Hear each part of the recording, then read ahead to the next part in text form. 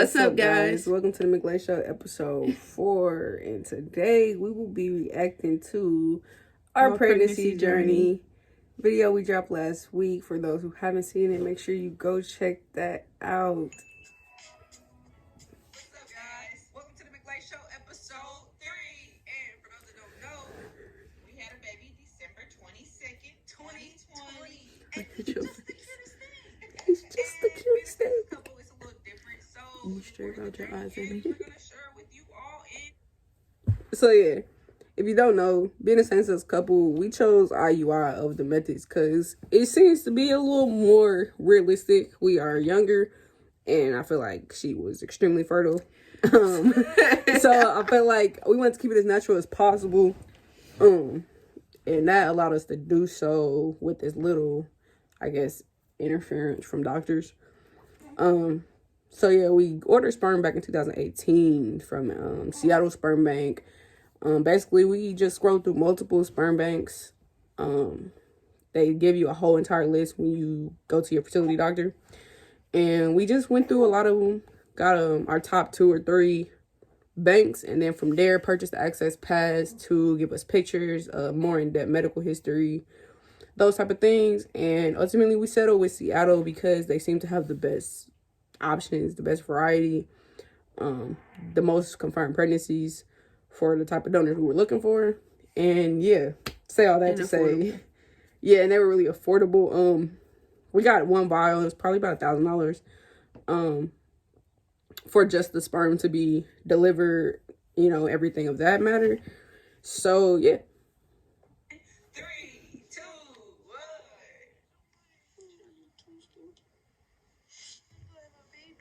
1. Had to keep saying can't post this because we ain't telling nobody. A lot of videos and a lot of things. A lot of doctors appointments in the beginning. Ew, who's pregnant? Thanks.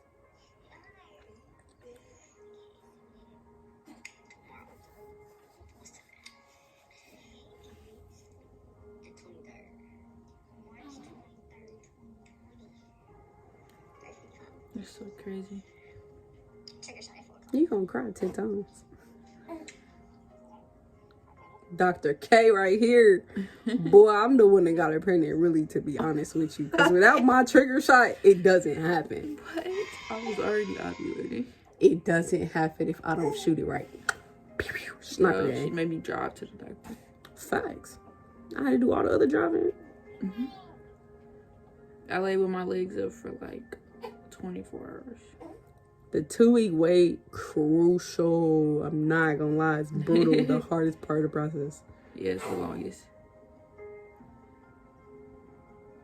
Day 11. Let's talk about that day. So,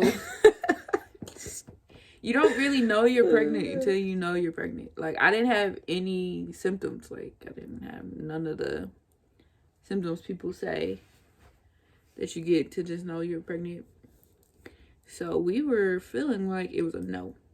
BFN, big fat negative. Like, we didn't think it was work. So I went and I got some wipes and a little toy. And I was just telling my baby that we wasn't out yet. It's just, you take so many pregnancy tests. Like, truthfully, they tell you don't test until day 14. But realistically, like, you get anxious. And it's kind of just like, you're waiting. So we obviously took some tests before that point. And in the beginning, you're going to test positive if you use a trigger. You're going to test positive because that, like, it reads as HSG levels, when in reality it's kind of just making sure you're ovulating. So it's more like a false positive. For like the first 7 days? Yeah, for like, yeah, about the first 7 to 9 days, you're going to test positive. Like, it's going to say positive even if, like, you end up not being pregnant, because it's just basically testing your trigger shot out. So around day 10, I think that's when we got our negative. Yeah. We definitely thought it was over. So come day 11, it's like, nah, bro, we're gonna do this all over again. Like, it definitely did not work. And it was really emotional, like, because you're just sitting there, you're taking like pregnancy test after pregnancy test, and then you go from just a lot of positive to suddenly you'll get a negative, and it's just like, oh, my heart. And it's like the worst thing. But in reality, you just want to make sure like you don't test too early. Be patient, understand it during the process. It was definitely an emotional roller coaster during the 2-week wait, from like not having any symptoms to getting like that negative. Like when you see that negative after seeing positive for so many days, it's kind of like, but yeah, so day 11 was definitely the hardest day, like out of the 14 days. And 14 days isn't that long, but day 11 was the hardest day by far. And then here we are. Literally the next day. That was our very first ultrasound. And every time we tried to hear his heartbeat, literally every time we tried to listen to his heartbeat, it's like he would like move or play and we would not get to record it. So like that small little clip is literally like the only like heartbeat we got before like we got further along. So yeah. And then we didn't get our first ultrasound till, what was that, 5 weeks? Facts. But you know when you're 2 weeks pregnant, so we had to wait 3 more weeks just to see it. Yeah, just to see him, because it's definitely a boy. It's definitely my son. At the time, we didn't know. But yeah. And then it was just the waiting game to figure out what we were having, because we didn't go with the option to choose the baby's gender beforehand. So we waited, and then here comes sis, June 17th. I just picked up the results. She was so excited. What baby is gonna be. I know I look crazy. I don't care. They don't know. She like I went do, up there. and I want to see. Instantly, as soon as she got the call, she was like, "Yep, I'm going." I think it's a girl. I think it's a girl. I said it was a boy from day one. Facts. From day one, manifested my son. Letting me do this. No problem. And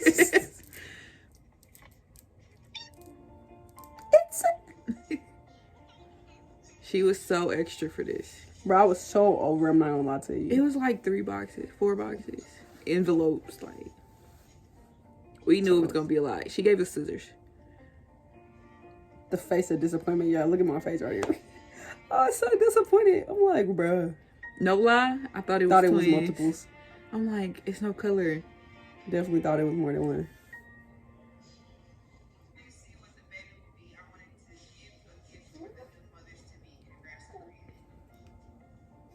Box number 2. The Like gift. my heart was just like the whole time. That's the music you should have had. What, this music? No, your heart. Oh, facts. Facts, definitely should have just went ahead and put that in there. At this point, I'm over opening boxes.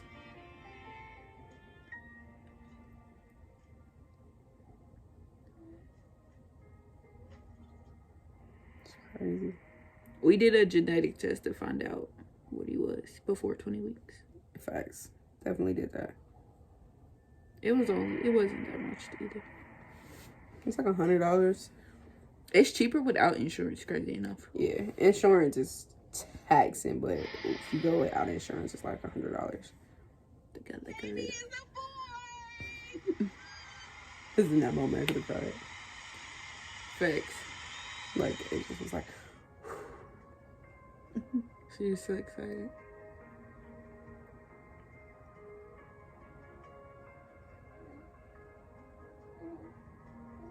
random 4th of July clip, but I just thought she looked so good and pretty, even though y'all didn't get to see.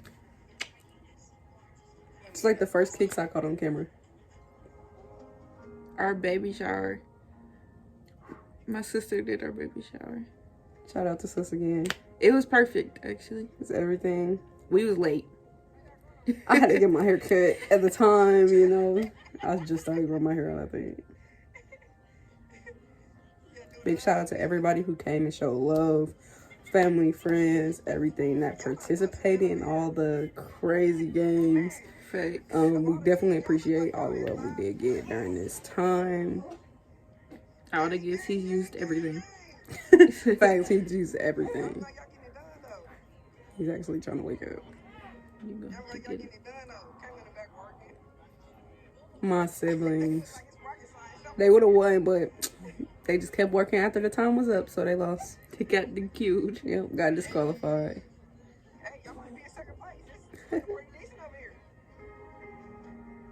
I'll be looking at you, girl.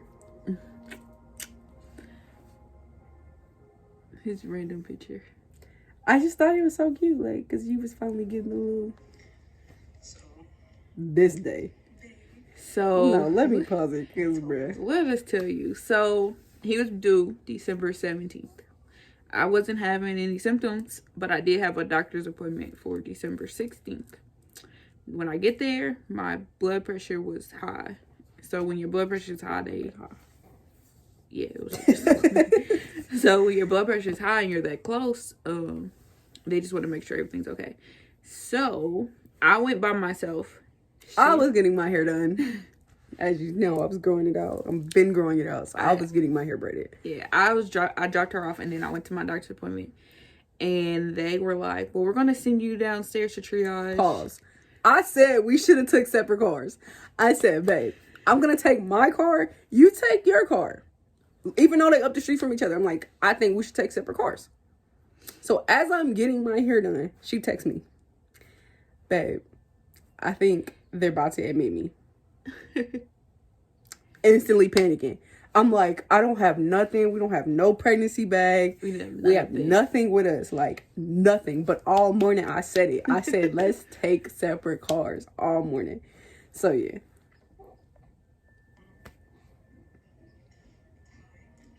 We were there for 3 hours. My hair wasn't even done. If you see, I never took my hood off because my hair was not done. So I had to just do one of these the whole time. Like, with a mask on. It's definitely tough. Mm-hmm. I had an IV and they was monitoring his heart rate. Just for everything to be fine. I mean, I'm glad everything was okay, but literally, I took a Uber with an old man who almost ran out of gas. No, because I was legit pissed. I'm living in the backseat of this Uber. I take an Uber. He picks me up. Dude's old as hell. I'm talking about he has to be like 70 plus, like super old. So I'm sitting in the back seat, and then all of a sudden, his gas light comes on. Bruh, I'm like in the back seat about to flash. I'm texting her snapping. I'm texting Ye snapping. I'm just snapping because I'm like, bro, he's about to run out of gas. She's about to go into labor. Like, at this point, I didn't know anything, but they was admitting her. So I'm like, we're due tomorrow. Like, we about to have a baby today. Turns out I made it. Everything was good. But, like, bro.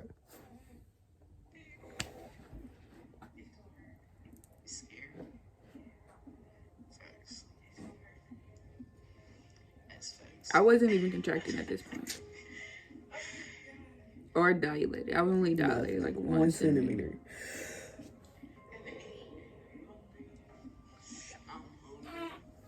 I hadn't ate all day. Yeah, we didn't eat. It was supposed to just be routine day. Get my hair done. She get checked. Didn't happen like that.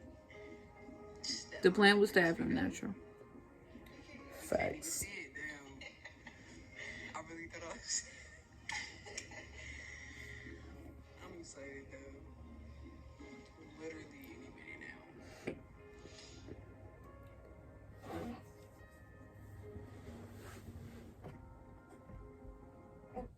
So, they finally let us go.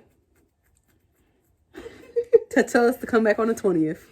And they were like, we're scheduling you for an induction, but we'll call you if you get a spot open.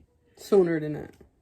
So they called me that Friday, and they were like, "Will you come in Sunday?" The 18th. That was the 18th. Yeah, come in Sunday the 20th at 7 p.m. for an induction. So this is when we got there. And another thing, the plan was to be natural. We used the midwife, like everything. It was just, we wanted everything to be as natural as possible. So on the 16th, when we was at the hospital and she still wasn't dilated any, at this point we knew our birth plan was kind of going to change. which we were open to, but the biggest Definitely. thing was we just wanted a healthy delivery, a healthy pregnancy for this one, because she had the nerve to tell me, if it comes down to me or the baby, save the baby. Drop her what you would do. Yeah, y'all let me know, because I made it clear. I'm like, look, we can have another baby. I can't get another you. That's true. Like, for lifers. So, yeah, this is on the 20th. 7:00 at night. Tough. Just for him still not to be born for 2 more days. That's crazy. I was so against getting the epidural, guys. Wasn't in the plans. The room was dope though. Not gonna lie. I could have brought my game. I could have been so better prepared for this. Didn't have no snacks for real. You're a liar. I brought you all kinds Some of Rice snacks. Krispie. I didn't have no chips. I had I some gave you granola chips. bars. Some Rice Krispie treats. It wasn't enough to be there for a week. That's true. On the 20th, I really thought we had action. I thought it was going down. I'm thinking we about to have a baby. So I didn't dilate. When you get induced, they put you on Pitocin, which is a drug that makes you contract. I was contracting, but I didn't feel them. And then, She wasn't dilating. right. Like, we got stuck at 5 centimeters for 2 days. Mm-hmm. Like, we never passed 5 centimeters. They were checking around the clock and everything, and she was having contractions, but they weren't very strong contractions. And they kind of were trying to support our birth plan, so they were kind of just letting time go past, days pass. She's still hanging around 5. So at this point, I'm kind of realizing, like, we are gonna have to get a C-section. Yeah. So we had kind of talked about it before we got admitted to the hospital. Before we went on the 20th, we kind of briefly discussed the options with each other, just so that if things happened as quickly as they did, it wouldn't be a lot of conversation or anxiety behind it. We wanted to make sure that we basically just talked amongst each other about all the options or all the possibilities that could happen. Even though we did have a birth plan, the midwives were on board with the birth plan. Things happen. Pregnancy isn't, textbook. So I think it was around the 22nd, early 22nd, I had started just kind of hinting that, she's been stagnant at 5 centimeters. What are our options? And they were like tilting her upside down. They were trying different things. I had an epidural. I did get an epidural. She did end up getting an epidural. Just from the pain of constantly being checked. It just became a lot. And I was tired. I couldn't sleep. It wasn't like I was in pain from contractions or anything. My body was trying to have him, but he wasn't moving, and he wasn't moving down. So I was just like, my body was exhausted, but I couldn't sleep. Yeah. So the epidural was to help, kind of recenter her to, try to help him do his thing naturally. Unfortunately, it didn't happen that way. As you see, the next clip is the 22nd, and that is when we had the C-section. 7:22. It happened really 7:22. fast. Like, we made the decision to get a C-section Like at 6:30. yeah, like 6:30, 6:45, and they were like, okay, let's go. Because I had already had an epidural. So they was just... And they were kind of already aware that it was coming to this. So once we said it, it was kind of like, okay, good, let's go. His head had actually started swelling, which kind of made me want to kind of push forward a little quicker with the C-section, because she had just been stuck. He was getting irritated. She was getting exhausted. So it kind of seemed like the best option at the time, which obviously was. We have a healthy son. She's healthy. All those things. So yeah, on the 22nd, we had our baby boy via C-section, and she probably doesn't remember much because she was drugged up out of it. Yeah, they had me on all kinds. It was the most emotional thing, truthfully. She wouldn't let me go to sleep on the table. Facts. Just because, not even just that, but, with COVID and everything, like, we're first time parents. So it was literally just me and her, which is fine. You know, it's always just me and her. But at the same time, like, I think COVID, quarantine, all those different things definitely robbed some experiences. Like, I'm sure, like, her mom, you know, we were in constant communication. Like, even my mom, like, our parents were just kind of, like, constantly reaching out, text message, calling, you know, updates. And for them to just kind of be on the outside, I'm sure it was overwhelming, super anxious, like, all of those things. But the only thing I could really do was kind of just provide updates as we had them, even when things weren't going well, just kind of, like, reassuring them that everything was fine. But definitely being in that moment, it was not fun. I was definitely in my head like, God, what happens if something happens to this girl? Like, if something happens to my son, like, it's just me in here. It was definitely like, and I'm like getting emotional, but like, it was definitely just a lot, because like anything could have happened, and it was just like super like lonely. Like, I'm sure like probably for you too, like not having like your parents or sister or anything, but like, yeah, it sucked not having them there, but like having you there definitely was helpful. It was just like I was kind of just going through the motions because, like I said, I was exhausted. So I'm just, at this point, I'm just tired. Like, I didn't want to be pregnant no more. I didn't want none of that. Like, I was over it. So I'm laying on the table, and the guy, he's like, you can go to sleep. So I'm like, awesome. Like, I'm about to sleep through this whole C-section. No. Babe's like, no. She's like, don't go to sleep. I'm like, well, you have to talk to me. Over. But some moments are definitely cloudy, because I was on morphine. I still had medicine from the epidural. I had all kinds of stuff. Like, I couldn't feel anything from like my chest down. Yeah, these pictures right here, these are like the first pictures we got of him. The first time he really had his eyes open. Those type of things. And yeah. That's when we brought him home. Christmas we Eve. came home on Christmas Eve. Like,